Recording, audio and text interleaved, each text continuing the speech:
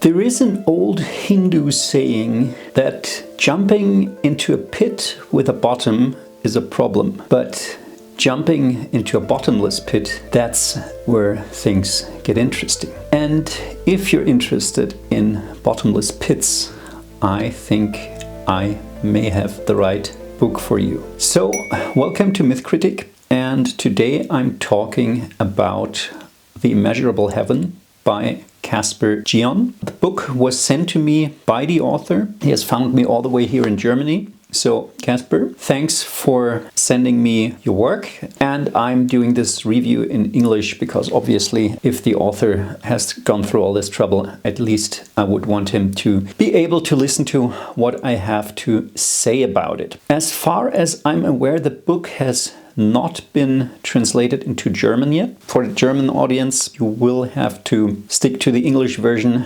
if you're interested in it. But for now, without much further ado, let's get into it. We're going to proceed as usual. I'm going to give a short spoiler-free plot summary, then go into a deep dive where we analyze the prose and style, plot structure, the characters, and the world building. And in the end, I will provide a short conclusion if I think the book is worth reading or not. It's very hard to summarize the book without going into elaborate detail of the world building, so I will keep this summary rather brief. It's set in a galaxy far, far away, which is ruled by artificial intelligences that live in the stars and for all intents and purposes have become godlike. Their control over their domain is more or less absolute, like all warlike activity has been banned, even hand-to-hand combat, and any infractions, even if it's more or less only by accident, result in immediate death. So they liquefy your brain and you're gone, basically. That's how omniscient and all-powerful they are in this galaxy. The galaxy has a very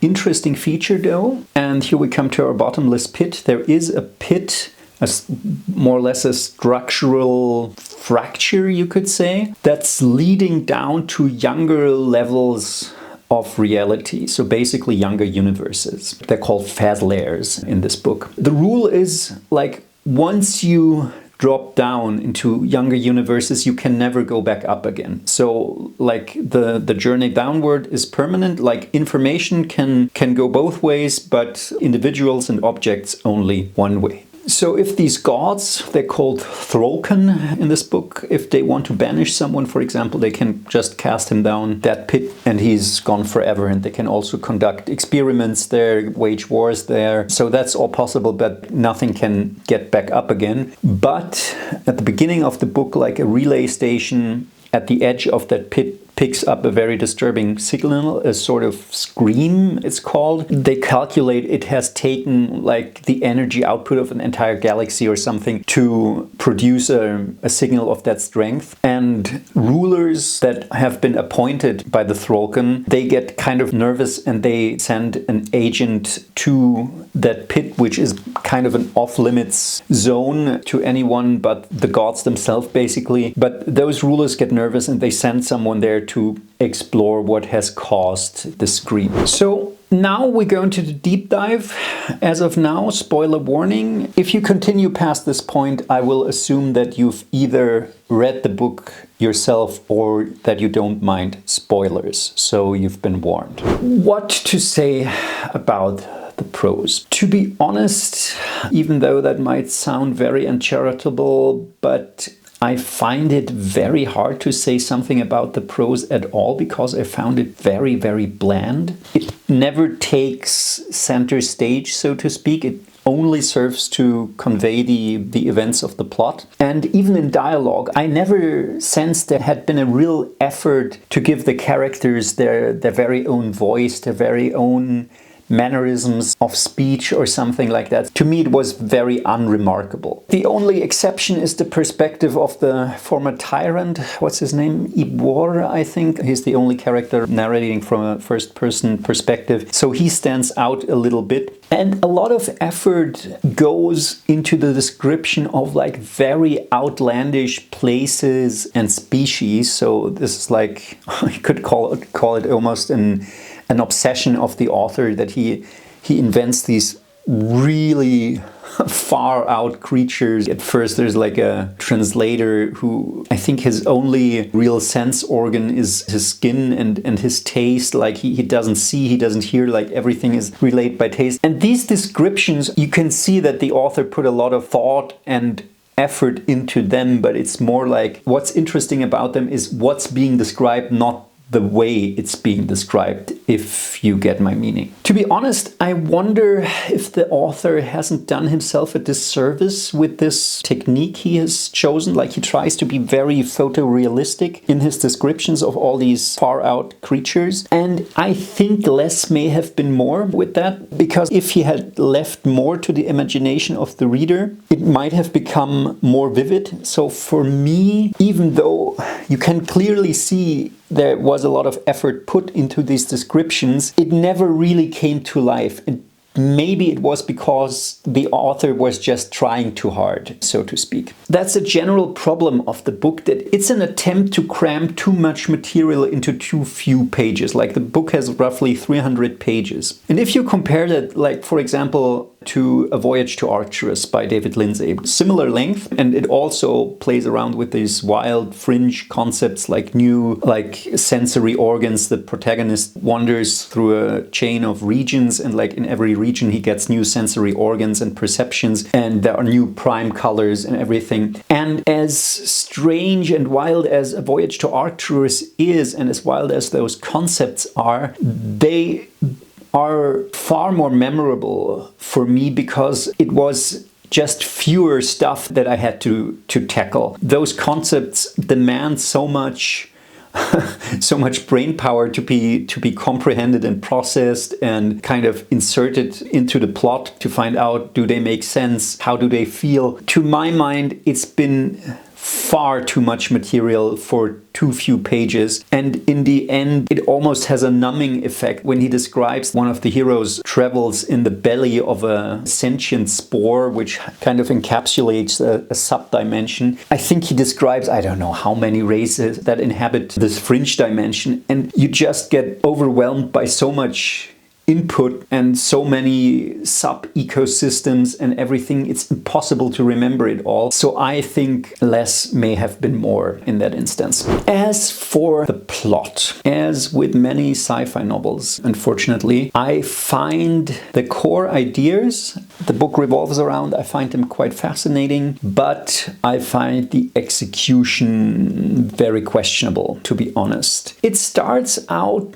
with a huge info dump from an omniscient narrator's perspective, if the principle show don't tell had been observed. Like, for me as a reader to learn all these principles and these facts and the history of the galaxy from a character's point of view, for example, that would have filled a book of its own. And like this, you get this huge lore dump at the beginning, and there is not even a framing device, the histories of Princess Irulan or something in Dune. Like, it's just deal with it. That's what you get in the first few pages. This is the setting. It reads more like a core rulebook of a role-playing game than a novel, to my mind. The plot itself is divided into three main strands. There is one strand told from the perspective of Wyra. She is one of the agents of the rulers of those planetary realms who have been appointed by the Throlken, but she's on a clandestine mission for her individual ruler. And then there is Draebol. He's a cartographer, you could say. He's traveling down the Fazlairs and mapping them. And then there is Yip War, and he's like a tyrant, you could say, like who has ruled the galaxy billions of years in the past, before the rule of the Throlken. He has been banished down the well, and now he's trying to ascend once more in order to kind of, like, he has tried a sort of, you could call it a Gnostic ascension. He tries to break free from illusionary reality, and for that he's described as quite almost a psychotic character, like with no empathy whatsoever. Like, all means are justified in order to fulfill this quest, and for that he has been banished down the well, and now he's trying to get back up and exact his revenge and complete his quest. What do I think of that plot? Maybe the book just wasn't written for me, but I have a real hard time comprehending the narrative choices made by the author. Like if we take Waira's plot strain and follow that, it takes her half the book to just arrive at the edge of the well and kind of go on the actual quest. All that's happening till then is just her traveling with this crazy space spore. There are pages and pages devoted to the description of a gajillion of minor ecosystems and races all within the belly of that thing, nothing of which is plot relevant except a few tiny details. I really don't see what purpose that was serving. Like, obviously, it's nice to be introduced to a rich, wider world where not every single fact revolves around the plot which the characters go through, but there is something like too much of a good thing, I think. And for long passages, I just get bored with that, to be honest, because as I said before, you get too many descriptions of things that are too outlandish. Like 2 or 3 would have been great. Like you would have been fascinated by this very imaginative mind. But like this, it's just like, okay, there's another weird alien race with this weird bodily structure and sensory organs. And then there's the next and the next, while the plot isn't really being advanced in interaction with them. So I had real trouble getting through the Waira passages. And the most frustrating part for me about this whole plot strand was that we never learn what that scream actually is or what caused that. Yes, she goes down the well, and yes, she meets the cartographer there, and yes, they meet the tyrant, and the tyrant steals the map, and he encounters a magical bullshit race, like where he breaks off the horn of one of them, and with that he can carve holes into reality, like with Pullman's subtle knife, and with that suddenly he can travel back up. So it was never a law that you cannot go back up again. It was just a hidden fact. We never learn what that world-shaking event that caused the scream really was, and that was quite frustrating for me. And the other plot strains are not much more satisfying. So Drebol, the cartographer, he gets killed toward the end and ends up in hell, basically. Like, we learn that your last moment is basically your eternity. The mechanics of the brain stop, so it's the mind that produces time. So the last consciousness is kind of frozen in that single moment awareness of its last moment. And he tries to steal like a ship that's minimized into a crystal that Waira carries around her neck. He tries to steal that, and in the attempt falls down from a balcony and dies. So this moment gets frozen in time, so he ends up in hell basically. And after Yibor steals the map is mentioned in exactly one more sentence. It's just said like he uses it to plot a course upward, and then he just uses his thorn or nail or whatever he found from that race and travels back up again, and the map plays no further role. And Yibor then meets the Throlken. So it is theorized among the races of that galaxy that they are just another Fazlair and there are others above them. So in theory he should be able to travel further up if there is a further up, but it seems there is none, so they are at the highest level. So he encounters the gods, and they kind of offer him to go back in time and live his life once more and make the right choices and not become a psychopath and a tyrant to live a normal life. But he rejects that offer and attacks them and gets killed and ends up in hell as well. So again, this is not something I found. I can't even say I found it tragic. I just found it a wasted opportunity. Yibor was such a fascinating figure, and to have his character arc culminate in no, he's evil and he gets punished for that. It's like there was so much more that could have been done with him, I think, so that was a real pity. And I thought, like, maybe I missed it. Maybe I was just too stupid and I didn't catch what caused the scream. Like Waira, in her luggage, she has a bomb of sorts. Like, it's basically a huge drop device. It's a bomb so powerful that it can drop an entire star down the Fazlairs, which would rip through many layers of reality. And that gets detonated in the end. But that's not the scream. 2 of those planetary rulers talk about that. They say, okay, the detonation has been registered and we know about that now, and we're going to deny that it's ours. So that's not the scream. So I'm completely at a loss what that is. If I'm too stupid, please tell me in the comments what I missed, because till now I'm really, at a loss if that was just to draw me into the book, but then I get no resolution, and that's obviously frustrating. The only kind of resolution we get is that Wyra gets a very kitsch romantic ending, like she ends up for a while in a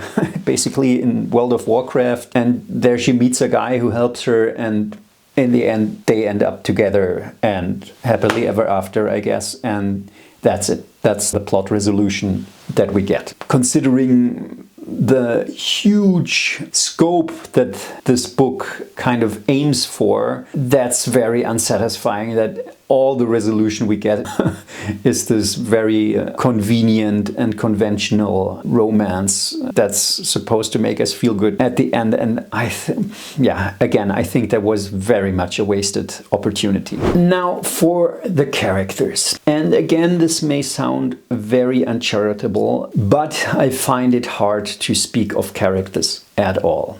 Because except for Yibor, the two other main characters, they are so bland and so stereotypical that I didn't even care if they succeeded or failed, or in the case of Dreyball, if they died. The no-nonsense, goal-oriented agent of the rulers pursuing her mission, and the pleasure-seeking adventurer slash cartographer who's running from a dark revelation in his past. They felt more like cardboard templates than real people. And I know that Aristotle teaches that the hero of the play should be a mesos character, like a middle character. But again, I think you can overdo it. In this case, I think it's been overdone. And this is one of the confusing times where you kind of sympathize with the villain, because like the villain, he has been most relatable to me because he has a very clear motivation, a backstory wound, this fear of death, this quest for spiritual enlightenment, but without ever finding a compassionate teacher to guide him or any sort of perspective to help him find a spiritual way to cultivate that quest and that striving for insight. That made for a very fascinating character, but he's like a clinical psychopath. He has no empathy whatsoever. He doesn't care how many people he slaughters. Yeah, and I just said I find him very relatable.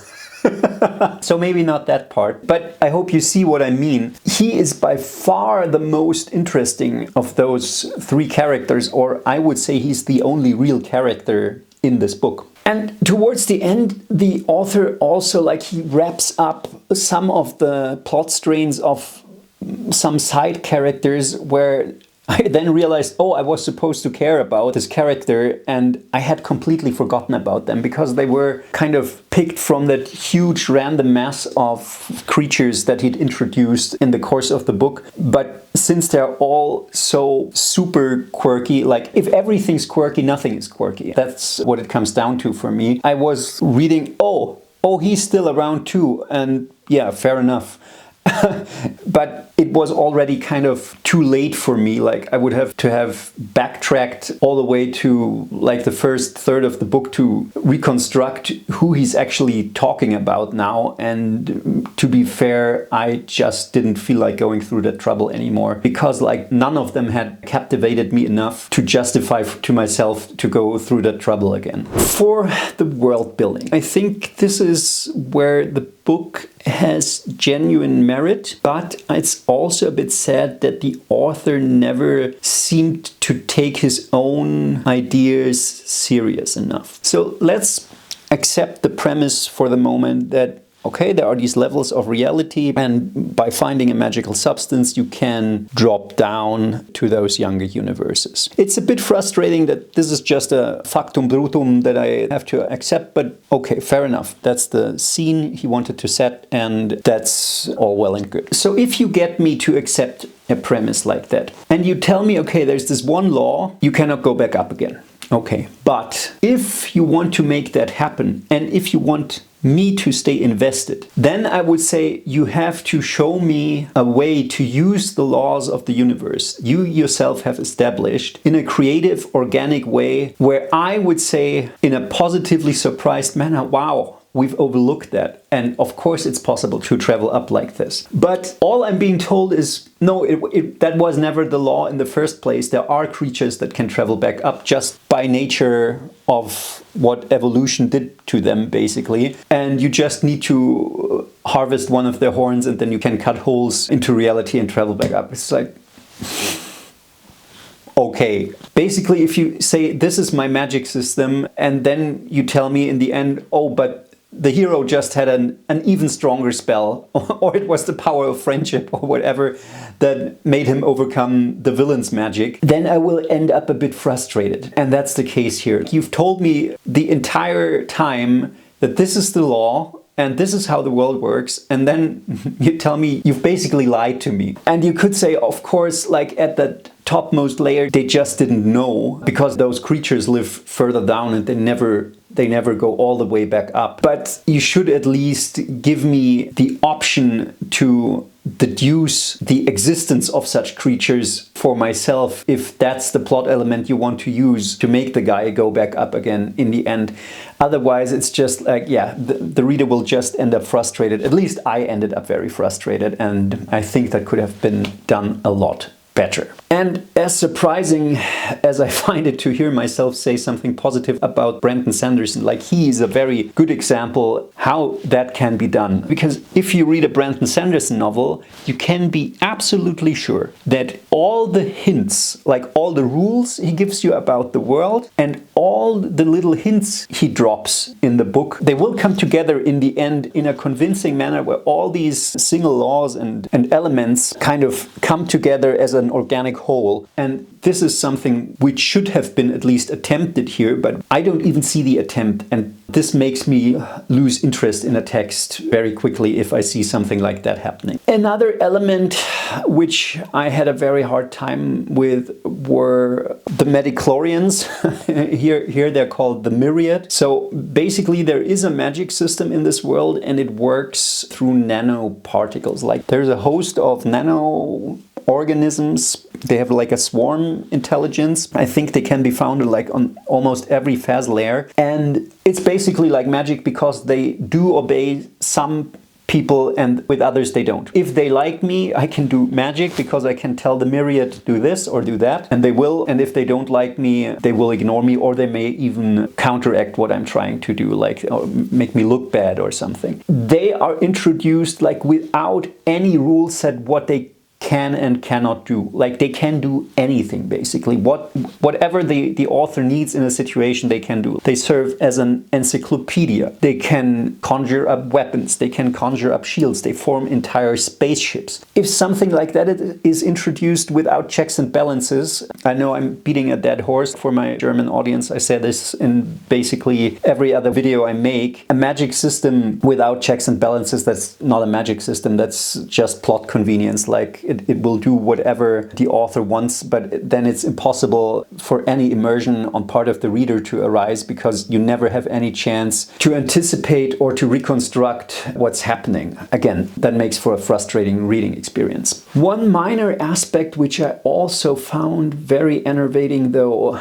was, I would call it almost a contradiction, because the author seems like almost desperate to present us with a world that's as far removed from our own as humanly possible. Like none of the main characters, none of the characters are human. Many of them aren't even bipedal or symmetric. The book plays with these fringe concepts and outlandish creatures. One is weirder than the other. But then we have a world where there are influencers with Patreon supporters, and there is World of Warcraft, and it's obviously not called World of Warcraft, but it's the same, it's basically the same principle. I mean, why go to all that length and describe all these creatures if aliens are only human after all? Like, we could just have had normal human characters in a sci-fi setting and it would have been a lot easier to read and sympathize with them. So, as for a conclusion, you may have guessed by now that I didn't find the book very convincing. I liked the core ideas and the author's daring in conjuring up like alien races and settings, but I think the execution is fraught with problems. Maybe I'm just too dense, could very well be. The book is nominated for the Philip K. Dick Award. Maybe people out there see something I don't see. Please tell me in the comments if you know the book, what you like about it. Maybe I missed some major plot points and you're already laughing because I go to such lengths to criticize the book, but I've missed the central points. If so, please enlighten me. And if you agree with me, let me know as well, of course. Casper, I'm very sorry that I couldn't make a more positive review. I am absolutely grateful that you sent me the book. I tried to do it justice. I hope I did, even if it wasn't written for me. And for the rest of you, thanks for watching. If you liked it, leave a like. Follow the channel for more of that kind if you don't do so already. Ceterum censeo, Haradum figulum esse delendum. See you next time.